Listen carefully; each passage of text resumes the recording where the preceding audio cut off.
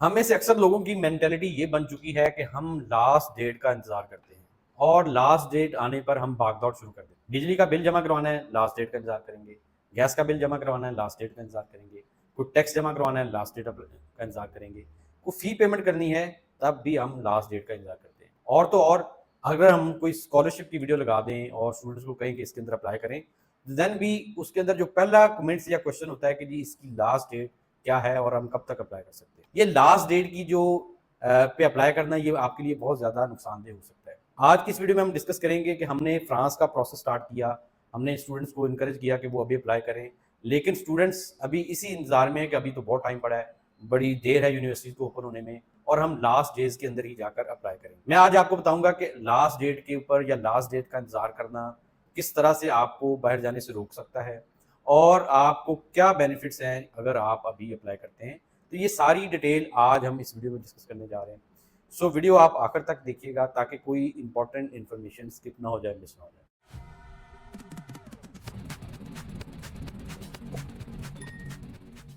अस्सलाम वालेकुम दोस्तों, मैं हूं तनवीर अब्बास और आप देख रहे हैं मेरा यूट्यूब चैनल WSL कंसल्टेंट। आज का जो हमारा टॉपिक है कि आपको क्यों फ्रांस के अंदर जल्दी अप्लाई करना चाहिए और वहां पर जल्दी अप्लाई करने के बेनिफिट्स क्या हैं और देर से अप्लाई करने के नुकसान क्या हैं। तो ये सारी डिटेल आज हम इस वीडियो में डिस्कस करने वाले हैं।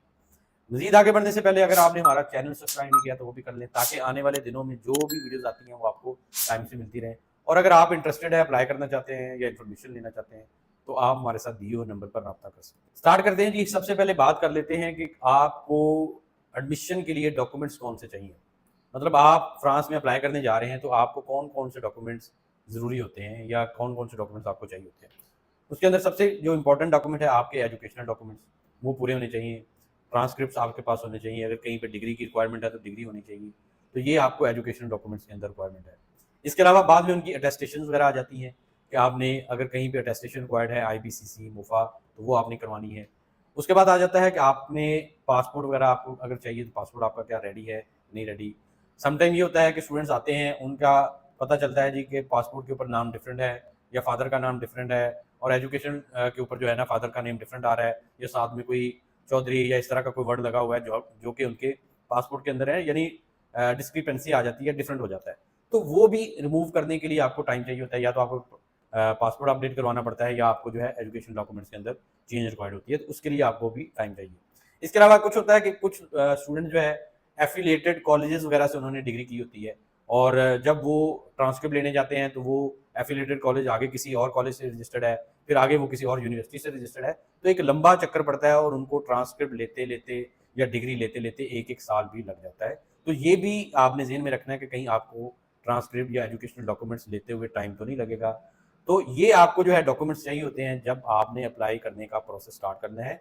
इस ये नहीं है कि जिस दिन आप आएंगे उसी दिन आपको डॉक्यूमेंट्स के बारे में बताया जाए और उसी दिन आप फिर लेने जाएंगे और आपको पता चले कि जी मेरे तो डॉक्यूमेंट्स अभी बनते बनते ही 4 महीने लग जाएंगे, तो देन आप जो है ये वाला इनटेक मिस कर देंगे। इसलिए आपको पहले से ही इसकी तैयारी करनी पड़ेगी। इसके अलावा और कौन से डॉक्यूमेंट्स हैं जहां पर आपको प्रॉब्लम आ जाता है। FRC का डॉक्यूमेंट है जिसके ऊपर बहुत सारे हमारे स्टूडेंट्स को प्रॉब्लम आता है कि जब आपको हम स्टूडेंट्स को कहते हैं जी FRC बनवाएं, तो वो उनके क्या होता है कि जो किसी के पेरेंट्स की डेथ हो चुकी है, तो क्या होगा कि जब वो लेने जाएंगे तो पता चलेगा सिबलिंग के नाम ही डिफरेंट है या उनके फादर के नेम आगे डिफरेंट लिखवाए हुए हैं, लिखवाते हुए गलती हो गई या लिखने वाले ने गलती कर दी, तो क्या हुआ कि वो सिबलिंग का और आपका जो FRC बन रहा है उसके अंदर नामों की डिफरेंस आने की वजह से FRC बन ही नहीं रहा।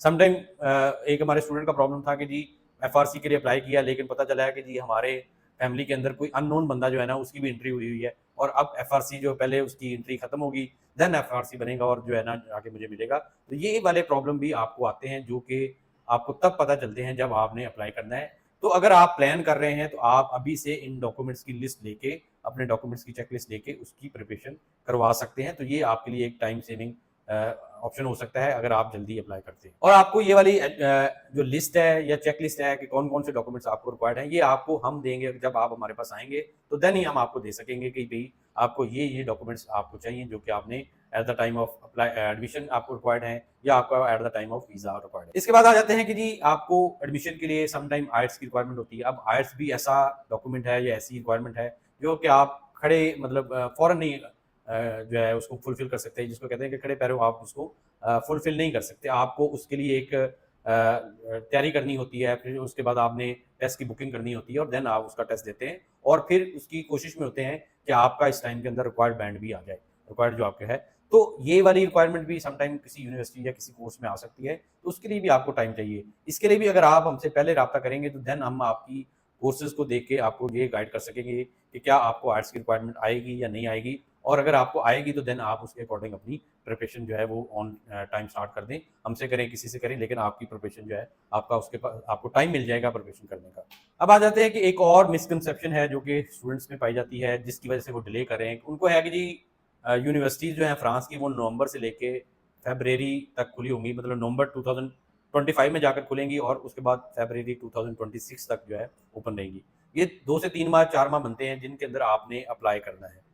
अब यहाँ पर जो मिसकंसेप्शन है कि आप लोग समझते हैं कि शायद ये 3 माह ही यूनिवर्सिटीज़ ओपन रहेंगी और ये बंद नहीं होंगी, जबकि ऐसा नहीं है। हो सकता है यूनिवर्सिटीज़ जैसे ही ओपन हो, उनके अंदर इतनी नंबर ऑफ एप्लीकेशंस आ जाएँ, तो यूनिवर्सिटी अगले दिन ही क्लोज़ हो जाएगी। मतलब आपने अगर पहले अप्लाई कर दिया और उनके पास नंबर ऑफ एप्लीकेशन उनकी रिक्वायर्ड के मुताबिक आ गए, तो वो यूनिवर्सिटी क्लोज़ कर देंगे। ये 3 माह मैक्सिमम टाइम है, ये मिनिमम टाइम नहीं। आप ये समझिए कि मैक्सिमम टाइम के लिए ओपन है। अगर उनकी इसके अंदर इससे पहले उनके पास नंबर ऑफ एप्लीकेशंस आ गई तो देन वो उसको क्लोज़ कर देंगे। दूसरा, ऐसा भी नहीं है कि सारी यूनिवर्सिटीज़ इन 3 माह के अंदर ही ओपन होंगी। कुछ ऐसी यूनिवर्सिटीज़ होंगी जो जल्दी बंद हो जाएँगी और कुछ ऐसी होंगी जो बाद में खुलेंगी। मतलब ये चलता रहेगा। 3 माह जो का टाइम है, इसके अंदर कुछ बंद हो जाया करेंगी, कुछ खुल जाया करेंगी और ये 3 माह के अंदर ये सारा प्रोसेस कंप्लीट हो जाएगा। अब वो लोग जिनके डॉक्यूमेंट्स पहले ही पूरे होंगे, वो तो जैसे ही ओपन होगा उनका अप्लाई हो जाएगा, और जो उन दिनों में जाकर इन्फॉर्मेशन लेंगे कि जी अब नवंबर आ गया, अब हम अप्लाई करने का सोचते हैं, तो वो क्या होगा, अभी डॉक्यूमेंट्स भी पूरे कर रहे होंगे और उधर से यूनिवर्सिटीज़ जो है वो बंद हो जाएँगी। तो इसलिए वो लोग फ़ायदे में रहेंगे जो अभी अप्लाई करेंगे या अभी अपने डॉक्यूमेंट्स के ऊपर वर्किंग करके जो है ना उनको कंप्लीट करके रखेंगे, और वो लोग जो नवंबर का इंतज़ार करेंगे और उस वक़्त अपने प्रोसेस को स्टार्ट करवाएँगे, तो वो डॉक्यूमेंट्स भी पूरे करते रह जाएँगे और जो है ना उनकी गाड़ी निकल जाएगी। तो ये इस चीज़ को आपने ज़हन में रखना है कि आपने टाइम पे जो है ना चीज़ों को पूरा करना है और इन 3 माह का इंतज़ार नहीं करना, इनसे पहले-पहले आपने अप्लाई करना है। और जो एक चीज़ है वो है फर्स्ट कम फर्स्ट सर्व की बात है। वो ये ऐसे है कि जो यूरोप की मोस्टली जो यूनिवर्सिटीज़ हैं या कंट्रीज़ हैं, वहाँ पर यही प्रोसेस होता है कि फर्स्ट कम फर्स्ट सर्व हो जाता है। जैसे ही आप अप्लाई करते हैं, आपकी जो एप्लीकेशन है उसकी असेसमेंट हो जाती है और अगर आप क्वालीफाई कर रहे हैं तो आपको एडमिशन लेटर भेज दिया जाता है। बहुत सारी हमारी इटली के अंदर हम बात कर लें, आसिया के अंदर बात कर लें, चेक रिपब्लिक में बात कर लें, तो यही वाला प्रोसेस चलता है कि जैसे ही कोई अप्लाई करता है, अभी डेडलाइन में बहुत ज़्यादा टाइम होता है, तो फिर भी स्टूडेंट को साथ-साथ जो है एडमिशन आने लग जाते हैं, उनको एक्सेप्टेंस लेटर रिसीव होने लग जाते हैं। ऐसा नहीं होता उनको डेडलाइन का वेट किया जाए और उसके बाद एक ही दफ़ा में सारे स्टूडेंट्स को जो है ना एक्सेप्टेंस लेटर भेजे जाए, बल्कि जैसे-जैसे आते जाते हैं उनको एक्सेप्टेंस लेटर जो है मिलते जाते हैं। इसलिए अगर आप पहले अप्लाई करेंगे तो आपको एक्सेप्टेंस लेटर भी पहले रिसीव हो जाएगा और आपकी एप्लीकेशन जो है, आपकी सीट समझ लो पहले ही फिल हो जाएगी और उसके बाद आने वालों को जितनी सीट्स कम होती जाएँगी उसके मुताबिक ही अकॉर्डिंगली जज किया जाएगा और मेरिट उसी के हिसाब से बनेगा और फिर उनको एक्सेप्टेंस लेटर जो है वो दिया जाएगा। नेक्स्ट जो है, आपको जल्दी अप्लाई करने का बेनिफिट ये है कि अगर आपका कोई फाइनेंशियल डॉक्यूमेंट्स की प्रिपरेशन है, जिसके अंदर मोस्टली वीज़ा के डॉक्यूमेंट्स या फाइनेंशियल डॉक्यूमेंट्स की प्रिपरेशन, उसके लिए आपको एक गाइडलाइन मिल जाती है कि आपने कैसे पूरा करना है। सम टाइम आपके पास एफबीआर के डॉक्यूमेंट्स नहीं है, मतलब टैक्स रिटर्न्स नहीं है, बैंक स्टेटमेंट आपने किसी इन्वेस्टर से बनानी है, किसी से पैसे लेने हैं, पर्सनल बनानी है या किसी स्पॉन्सर की बनानी है।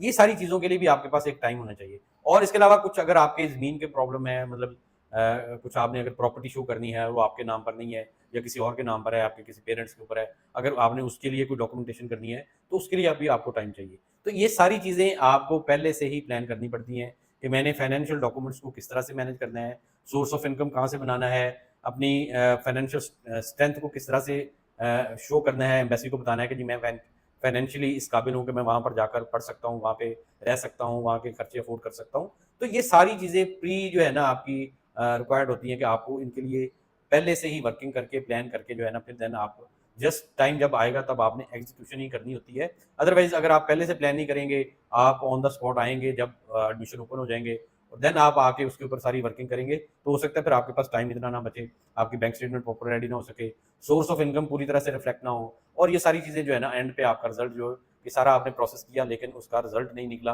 और आपका वीज़ा रिफ्यूज़ हो गया। तो टाइम से करने का ये है कि आप प्रॉपर प्लानिंग के साथ प्रॉपर मैनेजमेंट के साथ लेकर चलते हैं चीज़ों को और आपको उसके अंदर सक्सेस जो है वो मिल जाए। अब आ जाते हैं कि जी हमारी रिकमेंडेशन क्या है? हमारी रिकमेंडेशन तो यही है कि कल करे सो आज कर, आज करे सो अब। मतलब अगर आपने फ्रांस में अप्लाई करना है, तो कल का इंतज़ार क्यों है या लास्ट डेट का इंतज़ार क्यों करना?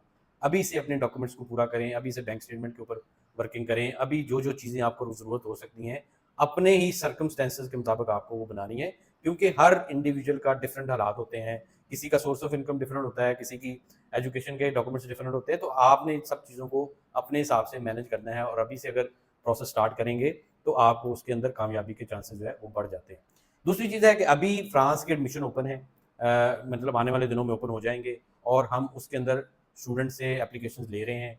इटली का अभी डिले है और इटली में स्टूडेंट्स की एक ये भी कंसर्न होता है कि जी शायद अपॉइंटमेंट्स मिलेंगी या नहीं मिलेंगी, लेकिन फ्रांस के अंदर अपॉइंटमेंट्स वाला भी इशू नहीं है। आप फ्रांस के लिए अभी अपने डॉक्यूमेंटेशन रेडी करके उसके अंदर आप अप्लाई कर सकते हैं। उसके अंदर हम 2 से 3 माह ही स्टूडेंट्स को की एप्लीकेशन लेंगे, उसके बाद जब उनकी क्लोज़ होने लग जाएँगी, तो देन हम फर्दर जो है उसके अंदर एप्लीकेशन स्टूडेंट से नहीं लेंगे। तो जो लोग अभी अप्लाई करेंगे, अगले 1 डेढ़ माह के अंदर उनको हम लेकर जो है चलेंगे। उसके बाद जो है ना हम इसको फिर क्लोज़ कर देंगे। फिर आगे इटली का और बाकी चीज़ों का प्रोसेस जो है वो स्टार्ट हो जाएगा। तो उम्मीद करता हूँ कि आप इन रिकमेंडेशन को कंसिडर करते हुए जल्द से जल्द जो है ना अपने डॉक्यूमेंट्स को पूरा करेंगे और अप्लाई करेंगे। उम्मीद करता हूँ आपको वीडियो पसंद आई होगी। पसंद आई इसको लाइक और शेयर कीजिएगा। मज़ीद वीडियोज़ के लिए आप हमारा चैनल भी सब्सक्राइब कर सकते हैं। इसके साथ ही इजाज़त चाहता हूँ। अल्लाह हाफ़िज़।